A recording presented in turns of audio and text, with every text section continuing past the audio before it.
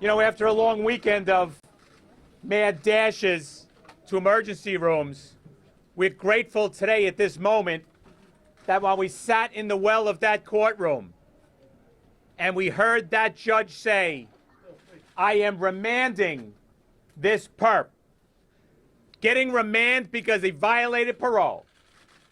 The DA articulated how dangerous a person that he is. Collared time and time again. Trips up state to state prison. Guns, weapons, machine guns. That's the type of person that was walking our street. So we're grateful this judge knew how serious this is and remanded him to make sure he does not stand on the corners on our Bronx streets. But we cannot sit idly by now. We have to follow this case to make sure we get justice. To make sure this mutt stays behind bars for the rest of his life. Why?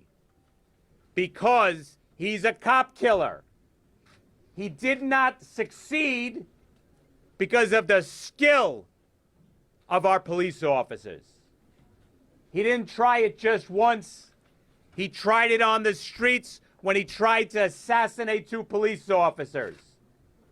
He then barged into a station house, and God knows how many he would have killed if his weapon did not jam and those police officers were not so alert, recognizing that a killer was walking the streets.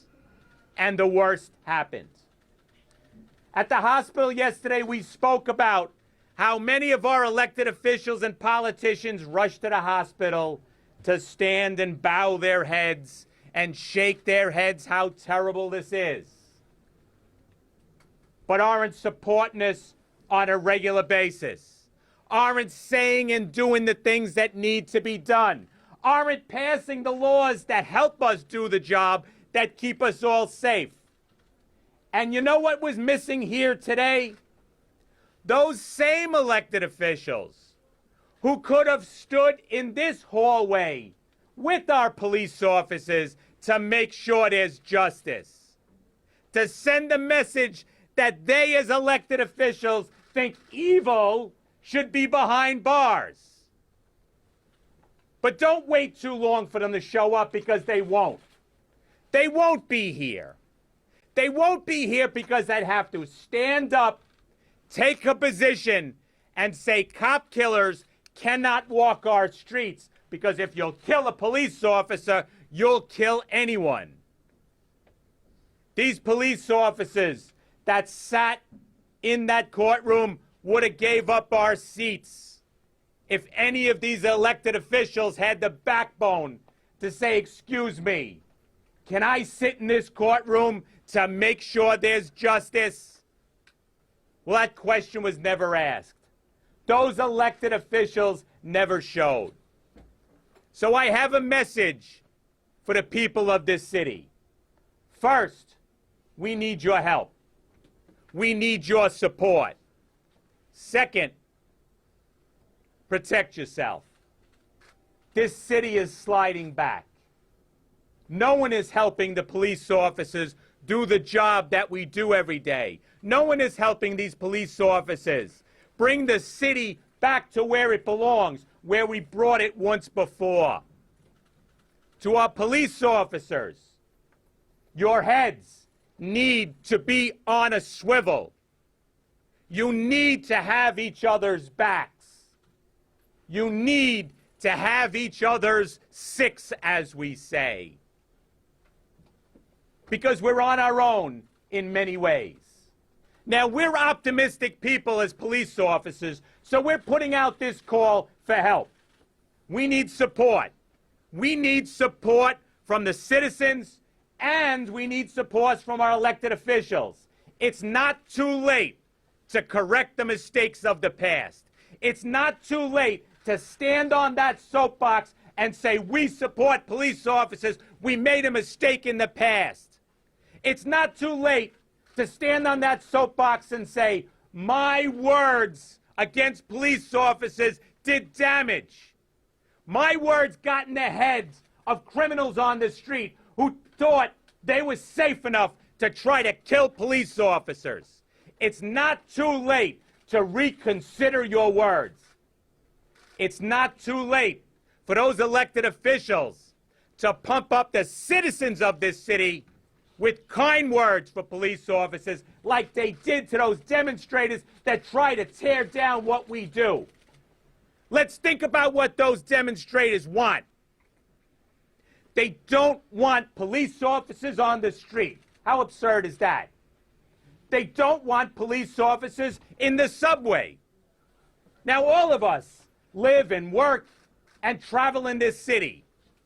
When our citizens get in that subway car, they're nervous because they know they're in a vulnerable place. And when do they feel safe? When they see a uniform of a police officer step onto that subway car.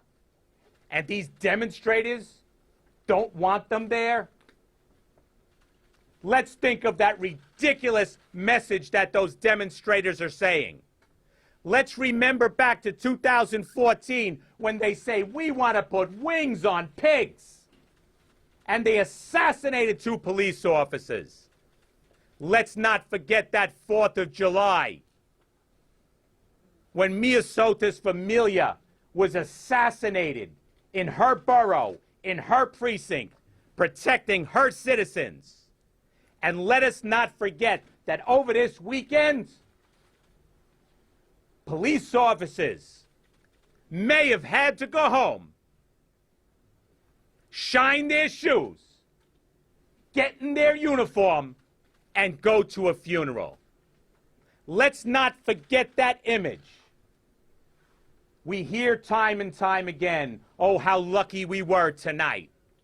Well, we cannot rely on luck. We'll do our job because that's what we do. That's what we want to do. We know we have a moral obligation to the people of this city, and we do it every day. Well, our elected officials have an obligation too.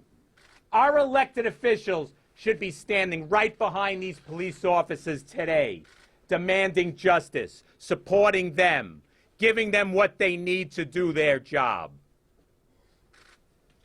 That's what we need from the city of New York. In this courtroom today, we want to thank our court officers of every rank. They have a difficult job. They wear the shield of a law enforcement officer, so they know the next gun may be pointed at them. But they did this job so professionally in this courtroom to make sure all sides of this equation has their rights protected, that we all are allowed to sit in that courtroom and make sure we see justice. So I want to thank these court officers here for allowing us to come here and be the professionals that we are. But we want to thank them for them being the professionals that they are. But I also give another warning to our corrections officers. Realize that you now have a cop killer coming to your facility. Protect yourself. If you need help, call us. We'll respond, because it seems we're on our own. Questions? Pat, in court. Do you agree with the tweet about declaring war on de Blasio?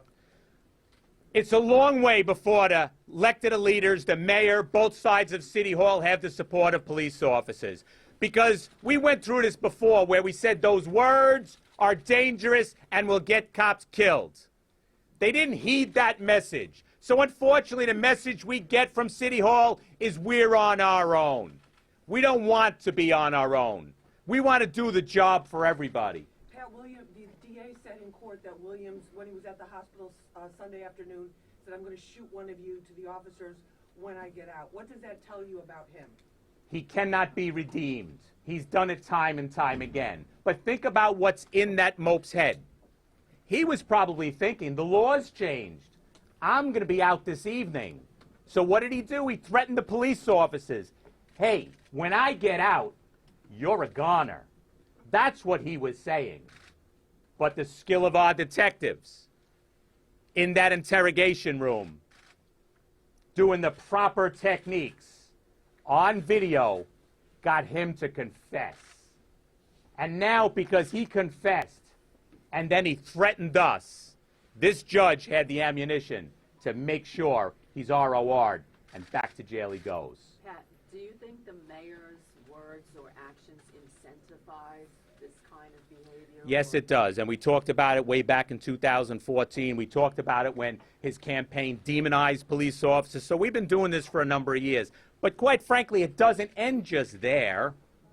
How many times are we all on the steps of City Hall and the City Council, the Assembly and the Senate are standing on those steps demonizing the women and men of the New York City Police Department?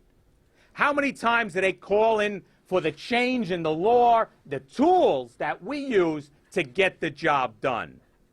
And we see it now in the city of New York. The streets are getting dangerous. Cops are getting gunned down. Aren't we back to days when your vehicles are up on blocks, not on their wheels? The signs are there. It's not too late. Reverse courses. Give us the laws and tool we need. We're capable. We'll get the job back. We'll get the neighborhoods back. But we need the help of all the electeds on both sides of City Hall. We believe in forgiveness. We'll forgive you for the dumb things that were said in the past. But we need you to reverse them and reverse them now. Hey, Pat, do you think judges as of right should have the ability to hold the defendant, whatever defendant, on the grounds of dangerousness, as Judge McCormick did today? Absolutely. You have to look in any situation is the past acts. If time and time again a perp stands in front of the judge, gets released, and goes out and immediately does the same thing, something's not working. So they need that discretion to say, you're banned to bogeyland. You need to go to jail because we've given you a chance in the past and you blew it. You went and shot some cops. You went and robbed the citizens. You went out and created terror on our streets. They need that discretion, but it goes beyond just the bail reform. It goes back to the words that are being used. It goes back to demonizing police officers. The bail reform just happened to be the last straw, where we have perps actively telling our arresting officers that I will be out before you. And you know what? They're right. They are.